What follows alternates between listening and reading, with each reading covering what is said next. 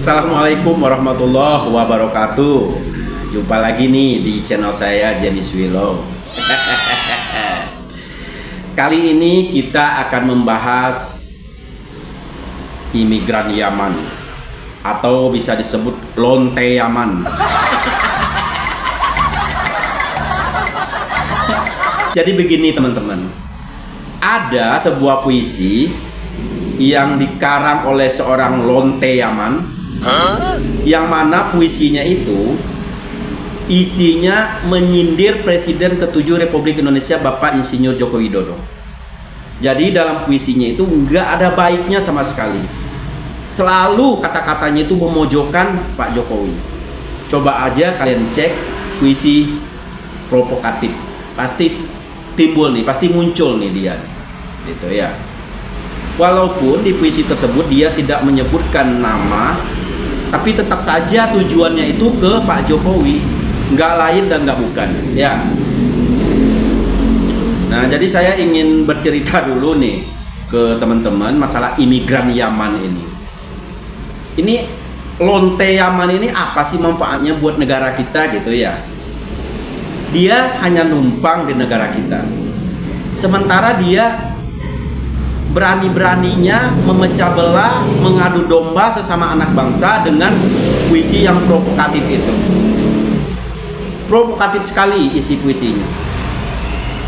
Ya, coba kalau kita di negara orang lain, kita pasti tahu diri, ya kan? Dan nggak bisa semena-mena di negara orang gitu. Tapi dia, si lonte Yaman ini, selalu bikin kacau, bikin rusuh negara Kesatuan Republik Indonesia. Gara-gara mulutnya nggak bisa dijaga itu. Itulah seorang lonte Yaman. Ya. Jadi imigran Yaman ini, sekali lagi, manfaatnya buat Indonesia apa sih? Ya kan? Apa coba? Saya masih respect ke imigran Cina. Ya, masih respect saya. Imigran Cina ini, dia bisa membuka begitu banyak lapangan pekerjaan, seperti pabrik-pabrik, toko-toko besar, sehingga kita sebagai pribumi banyak yang bekerja di perusahaan atau toko mereka. Sementara imigran Yaman, apa yang mereka lakukan? Hanya bisa memprovokasi sama anak bangsa, ya kan? Mulai dari, ya mohon maaf, mulai dari penceramah-penceramahnya sampai kepada lonte Yamannya. Coba, apa yang mereka lakukan untuk negara ini? Belum lagi Faisal Assegaf, kalian lihat setiap orasinya, ya kan? Itu kan imigran-imigran Yaman itu.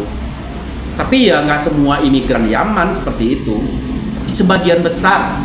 Nah, yang kita sayangkan itu ya nama imigran Yaman yang baik ini malah tercoreng, ikut tercoreng begitu, gara-gara segelintir imigran Yaman yang nggak bisa menjaga mulut ini. Kasihan banget, ya kan? Coba aja kalian buka puisi provokatif dari lonte Yaman, pasti nih dia muncul. Tapi saya agak sedikit lega karena ada seorang ibu-ibu tangguh yang membalas puisi seorang lonte Yaman ini. Jadi beliau ini benar-benar mengkuliti atau mentelanjangi lonte Yaman ini dengan puisinya.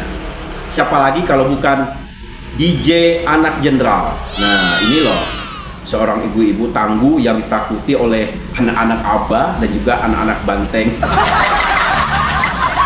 Ya, jadi nanti kita akan mendengarkan balasan puisi lonte Yaman ini dari seorang ibu tangguh, ibu DJ Anak Jenderal. Ya, untuk itu mari kita dengarkan dulu ya. Jadi ibu ini benar-benar kayaknya tuh sepertinya tuh benar-benar puas gitu. Nah, nanti setelah kita dengarkan puisi dari ibu DJ ini, baru nih kita agak sedikit lega gitu. Karena ada lawan yang sepadan dari lonte Yaman ini. Selama ini kan nggak ada tuh ibu-ibu yang speak up gitu ya. Tapi ibu ini benar-benar tangguh. Yuk kita dengarkan dulu. Nih. Puisi ini berjudul Lonte Arab, karya DJ Anak Jenderal. Pagi tadi ada lonte Arab berlari ke sana kemari di pinggir kali. Dia kesal tak ada tamu yang datang sejak malam hari. Kudengarkan suara ringkikannya. Kulihat liurnya menetes di setiap gumam mulutnya.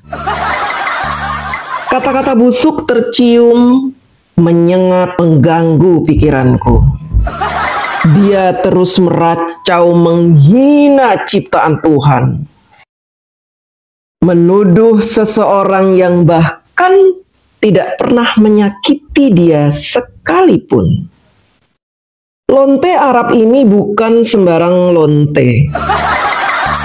Dia melontekan mulutnya.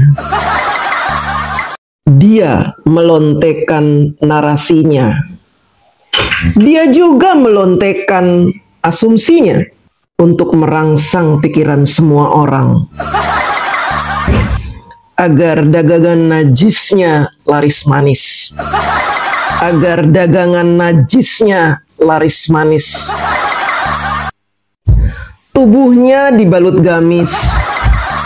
Rambutnya ditutupi kain pemanis.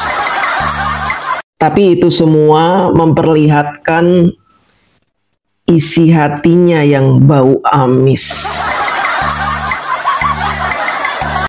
Busuk. Wahai lonte Arab, jangan kau sebar narasimu yang busuk. Melonte sajalah ke negeri asalmu. Puaskanlah sesamamu di negerimu itu. Jangan kau ganggu Indonesia dengan ocehan-ocehan busukmu itu. Ini Indonesia. Kami Jokowi. Mendengar puisi yang dibawakan oleh penciptanya sendiri, Rahma Sarita. Ini bukan kali pertama saya mendengar puisi-puisi yang berisi fitnah. Bukan kritikan, ini fitnah. Fitnah ya. Karya-karya Rahma Sarita ini yang berbentuk puisi, isinya semua fitnah. Tidak ada kebenaran sedikit pun. Dia sengaja membuat puisi supaya dia tidak terkena undang-undang ITE. Dia menyindir-nyindir, dia ambil tema yang menarik, tema yang sedang booming, dan memang bagian dia membuat puisi untuk memberikan sebuah kesimpulan bahwa Pak Jokowi itu pembohong, pendusta, koruptor. Dalam puisinya disebutkan apa? Mantan pejabat. Pak Jokowi dituduh NPD. Padahal teman-teman, NPD itu apa? Jangan kamu bahas NPD dari sisi kamu sendiri. Karena bisa jadi kamulah yang NPD. Jadi sering orang menuduh orang lain ini NPD, menuduh orang lain ini pembohong, menuduh orang lain ini koruptor, padahal dirinya sendiri yang NPD, yang pembohong dan koruptor. Saya rasa si Rahma Sarita ini punya gangguan jiwa karena masalah rumah tangganya. Sehingga untuk melampiaskan kemarahannya, dia mencaci maki Pak Jokowi lewat puisi-puisinya. Kalau ditanya, emang puisi kamu itu ditujukan kepada Pak Jokowi? Pasti dia nggak ngaku. Loh, saya kan bisa siapa saja. Itu kan bisa siapa saja. Itu kan hanya karya seni. Nggak semua moh karya seni. Karya seni kok terus-terusan nyindir-nyindir Pak Jokowi. Rahma Sarita, jangan pengecut kamu. Alasan mengkritik tapi membuat puisi. Sebutkan namanya. Jangan kamu ngumpet di balik puisi-puisi busukmu itu. Saya ingat puisi dia yang pertama itu, negeri para penyamun. Kamu itu penyamun. Orang Yaman datang menjajah Indonesia. Lihat itu muka kamu itu. Lihat itu kaum kamu itu. Mencuri nasab, membohongi rakyat, membohongi umat. Minta dihormati supaya dagangannya laris. Jualan liur. Jualan yang bau amis. Menggunakan kalimat tauhid. Puisi kamu ini puisi orang stres. Memfitnah tapi di depannya mengucapkan bismillah. Saya tidak pernah menanggapi ocehan orang seperti ini. Tapi karena saya melihat ini orang semakin lama semakin kurang ajar, ya, hingga saya agak keras kali ini. Dulu saya itu dipersekusi pendukung kaum kamu itu, yang ditipu oleh kaum kamu itu. Pencuri nasab, ngaku-ngaku keturunan Rasulullah. Pendusta kamu itu. Mau menjajah negeri kami dengan wajah cantik dan tampan kalian itu. Dengan hidung mancung kalian membohongi kami umat Islam. Gak usah ikut campur urusan politik. Kalau kamu sendiri gak jelas warga negaraannya. Kamu orang Indonesia. Kamu cinta NKRI. Banyak teman-teman saya yang meminta saya mengupas tuntas tentang orang-orang Yaman ini. Tapi saya bilang saya belum ada waktu untuk mengupas itu. Saya pikir nanti sajalah. Tapi ketika saya dikirimi puisi si Rahma Sarita ini, saya akan mengeluarkan unek-unek tentang orang Yaman di negeri tercinta ini. Saya sebagai warga negara Indonesia yang mencintai negeri ini, saya tidak mau rakyat Indonesia terus-menerus dikotori pikirannya oleh kebohongan-kebohongan gerombolan Yaman ini. Mereka ini ingin menguasai pikiran rakyat Indonesia dengan narasi-narasinya. Pertama-tama, mereka menjajah pikiran umat Islam di Indonesia dengan kebohongan demi kebohongan. Mereka menjual ayat, menjual hadis, menjual kuburan, menjual ludah, menjual rambut, menjual cerita-cerita bohong. Katanya Habib ini begini, Habib itu begini, Habib itu bisa begini, bisa begitu, bisa begini, bisa begitu.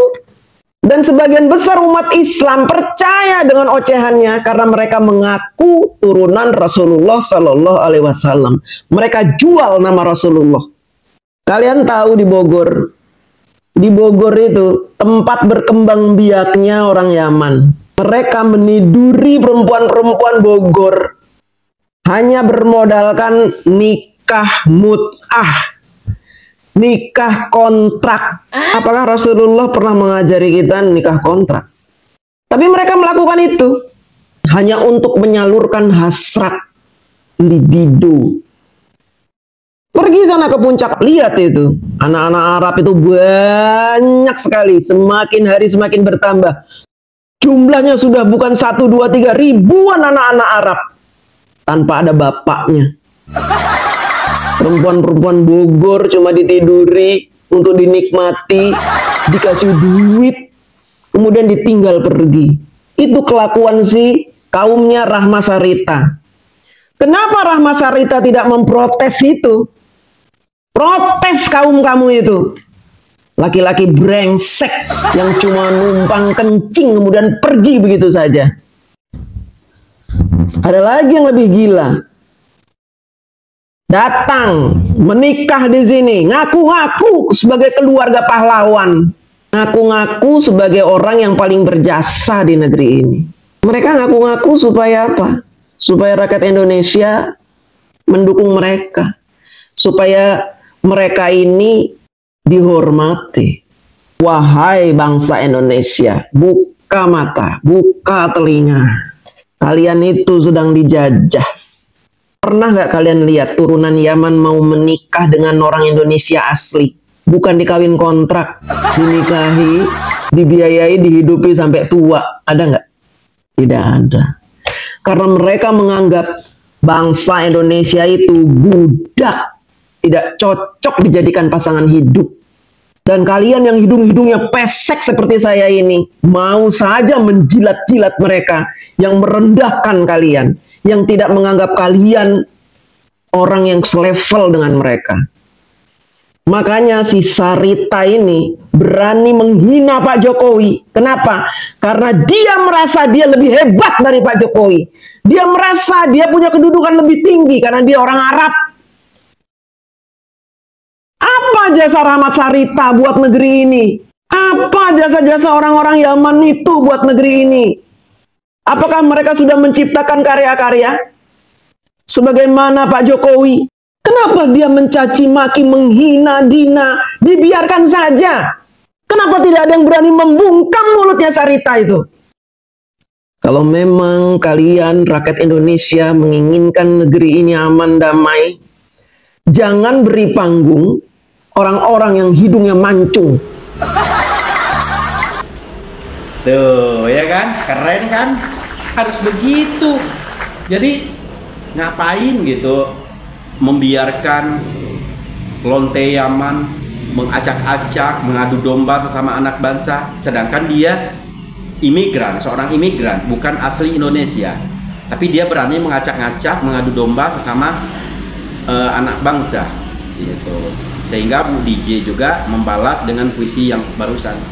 Bagus Bu, lanjutkan Bu. Bila perlu Dokter Tifa tuh Bu, telanjangin lagi Bu. Harus begitu Bu, keren nih Bu ini. Ya, jadi jangan macam-macam di negara orang, ya enggak? Coba kalian ke negara orang, kalian berani macam-macam nggak? Hanya imigran Yaman lah yang bisa leluasa di negara Kesatuan Republik Indonesia. Coba kalian perhatiin, mana ada orang Indonesia yang berani macam-macam di negara orang? Nggak berani. Cuman orang Indonesia ini terlalu baik gitu. Bahkan masih banyak itu pengikutnya yang kayak gitu.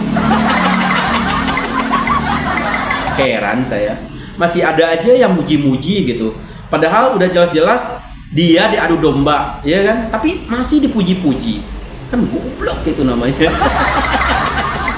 Jadi saya himbau untuk rakyat Indonesia, janganlah dipecah belah oleh karena puisi provokatif seorang lonte Yaman ini. Kita tetap bersatu sebagai bangsa Indonesia. Jangan sampai dipecah belah, ya kan? Ini orang Yaman yang nggak suka dengan Indonesia tenang, Indonesia damai, sehingga dia memecah belah dengan puisi provokatif ini. Ya, jadi ya itu sekali lagi saya himbau jangan sampai kita terprovokasi oleh puisi yang nggak berakhlak ini. Oke teman-teman, sampai di sini dulu videonya. Semoga bermanfaat untuk kita semua. Assalamualaikum warahmatullahi wabarakatuh. Hajar Bu DJ.